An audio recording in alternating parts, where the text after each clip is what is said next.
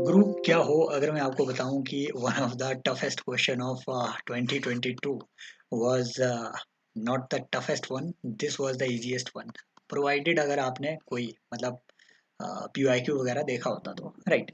अगर मैं इसका सोर्स आपको बता दूं, मैं अभी आपको बताऊंगा, आपकी जो है आंखें खुल जाएगी कि पीवाईक्यू कितने इंपॉर्टेंट है और क्यों आपको एग्जाम के लास्ट 30-40 डेज में पीवाईक्यू ही रेफर करने ज़्यादा से ज़्यादा।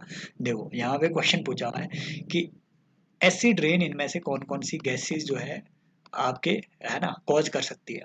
ऑप्शन है कार्बन मोनोऑक्साइड, नाइट्रोजन डाइऑक्साइड। देखो ओजोन ना सबने एलिमिनेट कर दिया होगा कि यार ozone is not known to, है ना। मान लो सिर्फ ओजोन इज ऑक्सीजन। अब ऑक्सीजन किसी चीज के साथ मिलके कौन सा एसिड मतलब यूजुअली कैसे बना देगी, राइट। एसिड कार्बन हाइड्रोजन वगैरह के इनके मेल से बनेगा, आपका जो भी बनेगा, समझ गए। सो इसे मान लो अगर आप एलिमिनेट कर भी देते हो फिर भी आपके पास यहाँ पे ये चीज यहाँ पे बचती है, राइट। सो सल्फर डाइऑक्साइड और अगेन आपके लिए यहाँ पे ट्रैप है। आपको लगता होगा कि कार्बन मोनोऑक्साइड से भी जो है एकदम से एसिड रेन आपकी कॉज हो सकती है। Answer is nitrogen oxide and sulphur dioxide. लेकिन ये ना पहली बार नहीं पूछा हुआ है। देखो क्वेश्चन 2013 में पूछा हुआ है, एसिड रेन जो है दुनिया में किस चीज से बनती है, किस चीज से कॉज होती है। Answer is answer is answer is nitrous oxide and sulphur dioxide. 2013 का क्वेश्चन, पीवाईक्यू डायरेक्ट रिपीटेड। क्या ये पहली बार पूछा हुआ था? सीडीएस में क्वेश्चन पूछा हुआ है जो है एसिड रेन किन चीजों से मिलती है, किन चीजों से बनती है। Answer is answer is oxides of nitrogen and sulphur. क्या ये पहली बार पूछा हुआ था? Toughest question. Trans boundary pollution और acid rain is caused by nitrogen oxide and sulphur dioxide. पहली बार पूछा हुआ है क्या? No. NDA 2017, which of the following cause acid rains. यहाँ पे ऑप्शन है, हटाओ हटाओ हटाओ सल्फर डाइऑक्साइड। समझ के बात को। अगली बार वो एसिड रेन से ना भी पूछे, अगली बार वो आपसे पूछेगा कि ग्रीन हाउस गैसेज इनमें से कौन कौन सी है। वो आपको ऑप्शन दे देगा ओजोन, वो आपको ऑप्शन दे देगा कार्बन मोनोऑक्साइड, वो आपको ऑप्शन दे देगा सल्फर डाइऑक्साइड, वो आपको ऑप्शन दे देगा नाइट्रस ऑक्साइड या नॉक्स या सॉक्स।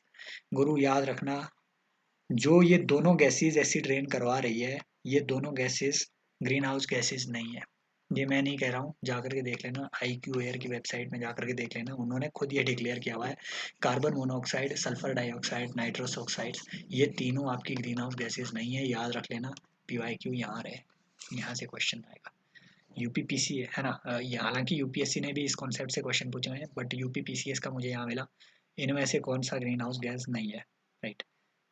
ऑब्वियसली इसमें से ग्रीन हाउस गैस आपका जो है नाइट्रस, ये इसमें नाइट्रोजन नहीं है, राइट। इनफैक्ट इसका नाइट्रस ऑक्साइड भी नहीं है, लेकिन क्योंकि यूपी पीसीएस का क्वेश्चन है तो बनता है इनका, राइट। फिर से यूपी पीसीएस का ये फिर से क्वेश्चन है कि which of the following group of gases contribute to green house gas effect. तो डेफिनेटली कार्बन मोनोऑक्साइड हटा दो, नाइट्रस ऑक्साइड हटा दो और अमोनिया हटा दो, है ना। तो बस ये आपका जो है carbon dioxide and methane. Ammonia क्योंकि इसमें नाइट्रोजन ही तो रहता है ना, NH3 NH4 टाइप की चीज़ें। देन आपका आता है यूपीपीसीएस। अगेन इसमें पूछा हुआ है कि ग्लोबल वार्मिंग के लिए इनमें से क्या चीज़ कंट्रीब्यूट, है ना, नॉट कंट्रीब्यूट करता है, इनमें से क्या चीज़ कंट्रीब्यूट नहीं करती है। Oxides of sulphur and nitrogen. करती है, करती है, करती है। समझ के बात को। यही कॉन्सेप्ट वो फिर से पूछ सकता है, अगर जानना हो तो मैं आपको बता भी देता हूँ। यहाँ एविडेंस रहा, शायद मैंने पीछे पीपीटी में, है ना, इतनी बड़ी अपनी पीपीटी बनी हुई है, शायद मैंने इसमें ऐड किया हुआ है। तो मैं आपको एविडेंस बता देता हूँ इन चीज़ों का, कहाँ से ये क्वेश्चन अगर बनाए होंगे तो कहाँ से पूछेंगे वो। 1 सेकेंड गाइस, मैं ज़रा आपको बता ही देता हूँ, राइट।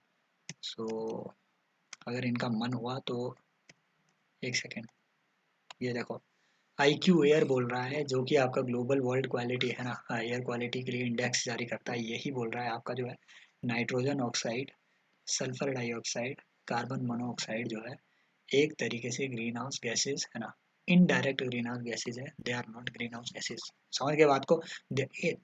ये खुद में ग्रीन हाउस गैसेज नहीं है, ये green house gas effect indirectly जो है कॉज कर सकते हैं। समझ के बात को, है ना। और अगेन सल्फर डाइऑक्साइड का जो है दो तरीके का इफेक्ट रह सकता है, ये green house gas effect cause करवा भी सकती है बाय, है ना, by creating volatile organic compound, है ना।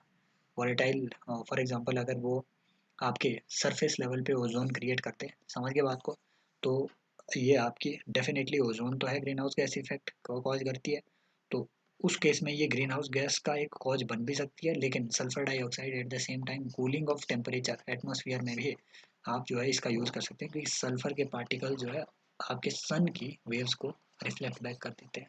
तो ये ग्लोबल कूलिंग का एक इफेक्ट भी आपको देखने को मिलेगा। आई होप जो है इस तरीके की चीज़ें आपको हेल्पफुल साबित हो रही होगी, ये पीवाईक्यू का approach. Take care, bye bye, मिलते हैं नेक्स्ट लेक्चर में। As always love you.